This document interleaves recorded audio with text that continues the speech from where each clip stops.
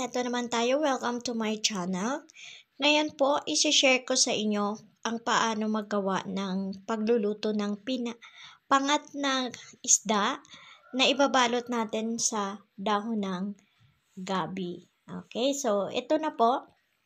Nakikita na natin na nandyan na ang ating galunggong na linis na siya, lahat-lahat. So, ito na po. Nilagyan ko siya ng sibuyas, luya, kamatis at paminta. And of course, yung ating salt. So, tansyahin nyo na lang po ang paglagay ninyo ng salt sa naaayon sa panlasa ninyo. Then, mayroon na din po itong nilagay na half cup of vinegar. Ayan. So, siya yung magpapalasa ng ating pangat ngayon. At syempre, pag naluto yung kamatis, iba din ang asim ng kamatis na matamis-tamis saka yung asim ng ating suka. Then, nandito na rin po ang ating dahon ng ating gabi. Okay, so ito yung ating gabi. Malinis na din to. Fresh from the garden. Ayan, ko lang yan. Kaka-harvest. Okay, so nandyan na po silang lahat. Ngayon, ipapakita ko naman sa inyo kung paano natin siya ibalot sa dahon ng gabi at iluto natin. Okay, so let's show this sa inyo guys, paano natin gawin. Guys, ito na, magbabalot na tayo. So, ito na, nalagay na natin sa dahon. Okay, at may nauna na tayong isa kanina. Nandito na po sa ating paglulutuan. So, yan na. Ilagay na natin. So, ito ganito.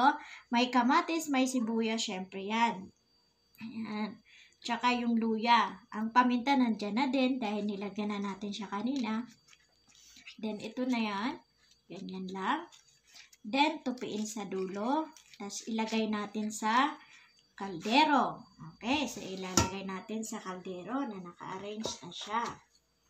Okay, sunod naman po, isa pa. Okay, so ito po yung isa. Okay, so yun po ang isa natin. Lagay natin. So, malaki ang dahon nito, kaya malalagyan natin ng yung malalaking isda na pinili natin. Nandyan na at may ramikado. So, ayan na po guys. Tupi ulit dito. Tapos dito. Okay, so pag ganyan-ganyan lang, ganun kasimple. At ito sa Bicol, masarap tong ulam pag ganito. Okay, so lalo pag dilis, yan, ipabalot mo dito. So ayan na guys, naka-arrange na natin. So nandyan na. Okay, so yan, nakagawa ako ng 3 dahil 2 naman kami kakain. 3 balot po. Tapos ito pong nasobra sa atin, nasobra sa mga ingredients natin, ilalagay natin dito. Ibubuhos natin. Buhos natin. Then, yan. Yan na po yan. So, yan na po ang magluluto sa kanya. Yung sabaw niya. So, ready na to isa lang. Then, siguro mga 3 to 5 minutes lang po ito. Okay, maluluto na to. So, ayan na po siya guys. Okay. So, ipapakita ko sa inyo pag naluto to. Kukuha tayo ng isa at bubuksan natin. Okay? So, let's go. Isa lang na natin. I'll be back soon guys after kong iluto ito. Okay? So, ito na po guys. Luto na po yung ating pangat na isda. Okay? Okay, so this is pangat na isda na binalot sa dahon ng gabi. Luto na po yan. Ayan. So, ngayon, ipapakita ko naman sa inyo dahil bubuksan natin yan. So, walang matatapon dyan. Pati yung dahon ng gabi, pwedeng iulam. Ayan. So, tara. Kainan na tayo. Okay. So, ito na yan guys. Binuksan na natin ang ating pangat na isda. Okay. So, walang matatapon ito, yung dahon na ito ng gabi. Kasi, masarap din yan, iulam. Yan, ulam pa rin yan. Then, ito yung isda natin. Yan, sakto lang ang pagkaluto. Okay, so ayan na. Lutong-luto na siya. Okay, so guys, syempre may kanin akong katabi. Automatic. para kakain na tayo sa lahat. Sige, tikman natin. Tikman natin. Okay. So, fish.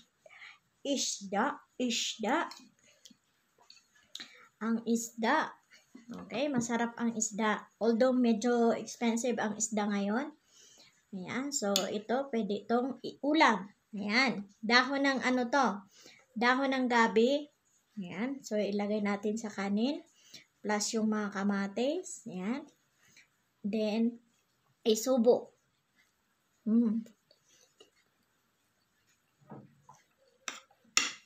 Masarap. Sakto ang lasa. So, ito yung kagandahan guys ng aano natin yung iba-ibang luto. Kasi sa amin sa Bicol, maraming isda talaga. Kung when it comes to mga lamang dagat, madami doon. Kung alam niyo po ang dahon ng kulis, masarap yun ibalot din sa isda pag magluluto kayo. So, lalagyan nyo lang ng yung fresh na dilis. Ang sarap ibalot sa kulis. Tapos, ganitong luto. Okay? So, yan na po ngayon guys ang video natin na na-share ko sa inyo ang aking version ng pangat na isda na nabalot sa dahon ng gabi. Thank you guys for all your support.